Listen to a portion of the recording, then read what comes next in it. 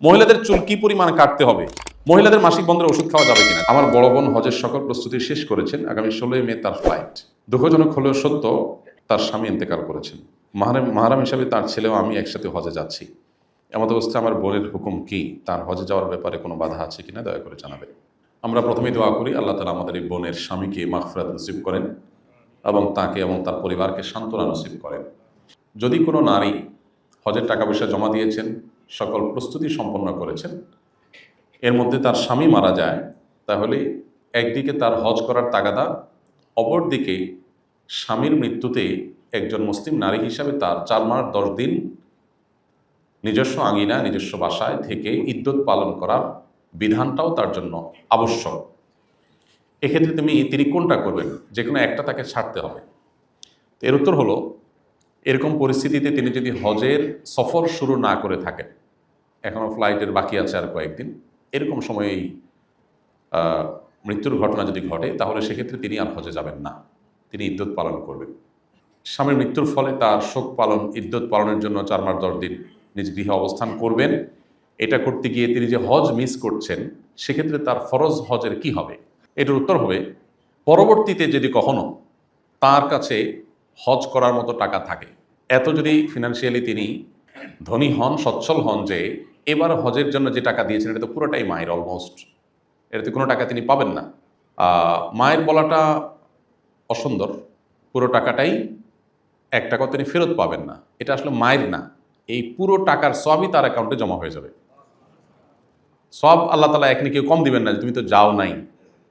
কারণ তিনি 7 লাখ, 7.5 লাখ, 8 লাখ যে টাকাই জমা দিয়েছেন, ভালো কাজের জন্য দিয়েছেন। আর নবী সাল্লাল্লাহু আলাইহি ওয়াসাল্লাম বলেছেন, মান হাম্মা বিহাসানাতিন ফালাম ইয়ামালহা, যদি কেউ কোনো ভালো কাজ করার প্রতিজ্ঞা করে, সকল প্রস্তুতি সম্পন্ন করে একেবারে সিরিয়াস, হ্যাঁ আমি এটা করব, ফাইনাল করে ফেলেছে, বাট করতে পারে নাই, তো আল্লাহ তাআলা তাকে সে কাজ করার পরিপূর্ণ সওয়াব দিয়ে দিবেন।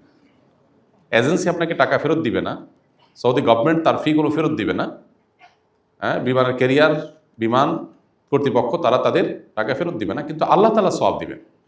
এই জন্য প্রথম কথা হলো, মন খারাপের কারণ নাই যে আমার হজ হলো না। আপনার কি হজ দরকার না সওয়াব দরকার? সওয়াব দরকার, তো সওয়াব আপনি পেয়ে যাবেন।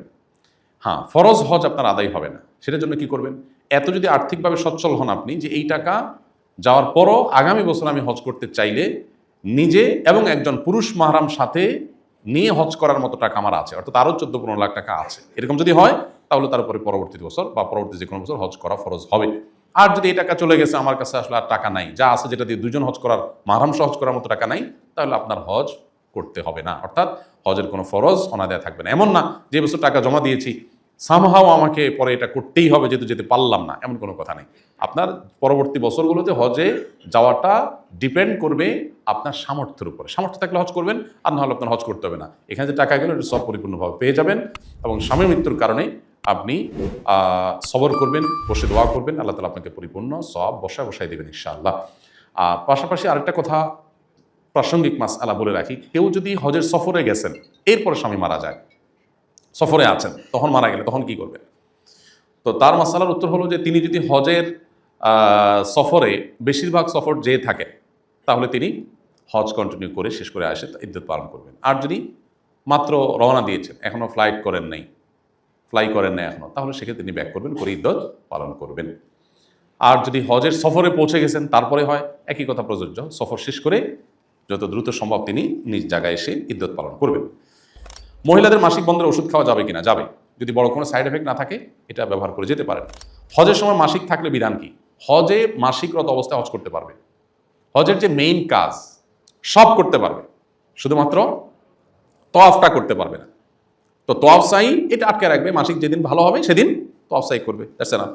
বিদায় তওয়াফের সময় মাসিক থাকলে বিধান কি? ওই যে বললাম, বিধান হলো মাফ। বিদায় তওয়াফ সময় মাসিক থাকলে কাফেলা চলে যাবে, বাস ছেড়ে যাবে। মহিলা মাসিক আছে, তাহলে তার বিদায় তওয়াফও করতে হবে না, আবার দমও দিতে হবে না। মহিলাদের চুল কি পরিমাণ কাটতে হবে, এটা দেখিয়ে দিলে ভালো হতো।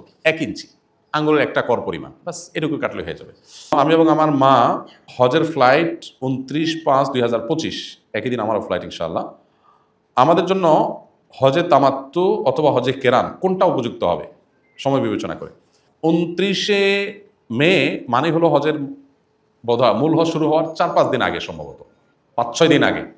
তো 5-6 দিন আগে হলে আপনি যদি হজে কেরান করতে পারেন, আপনার জন্য কেরান উপযুক্ত। ওমরা করে 5-6 দিন আপনি এহরামরত থাকবেন। এটা যদি আপনার জন্য অসুবিধা না হয় তাহলে কেরানের জন্য গুড। কারণ এরপরে বোধহয় লাস্ট ফ্লাইট আর একটা আছে বা একদিন আছে লাস্ট ফ্লাইট। সো এটা কেরানের জন্য বেস্ট যদি আপনি হিম্মত করেন। আর যদি মনে করেন যে না, কেরান আমার জন্য কষ্ট করা হবে, তাহলে তামাত্তু করবেন। ওমরা শেষে মহিলাদের চুল কেটে হালাল হওয়ার ক্ষেত্রে এমন কোনো বিধান আছে কিনা যে শুধু হালাল ব্যক্তি দ্বারাই মহিলাদের চুল কাটতে হবে? এটা আমরা বক্তব্যে বলেছি বারবার, কোনো অসুবিধা নেই, যে কেউ যে কারোটা করে দিতে হবে, হালাল করে দিতে পারবে। হালাল হওয়া জরুরি না, অর্থাৎ স্বামী এহরামে আছে অবস্থায় স্ত্রীর চুল কেটে দিতে পারবে। মহিলারা, দুজন মহিলা এহরামে আছেন, রুমমেট, একজন আরেকজনটা কেটে দিতে পারবেন, কোনো অসুবিধা নেই। মেয়েরা তফ ও সাই করার সময় কি কেটস পড়তে পারবে কিনা? হ্যাঁ, মেয়েদের জন্য তো সব অলমোস্ট লিগাল, তাদের জন্য সব, তারা সবই করতে পারবে। সব যত বিধিনিষেধ এই বেশিরভাগ তো আমাদের জন্য, আমরা যারা পুরুষ হয়ে জন্মেছি আমাদের জন্য। মেয়েরা পড়তে পারবে, কোনো অসুবিধা নেই, কেস পড়তে পারবে। মেয়েরা এহরাম পরার জন্য নিয়তের আগে কি সুগন্ধি ব্যবহার করতে পারবে? না, মেয়েদের জন্য তো এমনিতেই সুগন্ধি ব্যবহার করার ব্যাপারে নিরুৎসাহিত করা আছে শরীয়তে, যে তারা বাইরে যাবে পরপুরুষ, তাদের শরীরে সুগন্ধ আসবে, এটা তাদের প্রাইভেসির খেলাফ হবে, এটা তারা করবেন না। এহরামের কাপড় সুগন্ধিযুক্ত গুঁড়ার সাবান দিয়ে ধোয়া যাবে কিনা?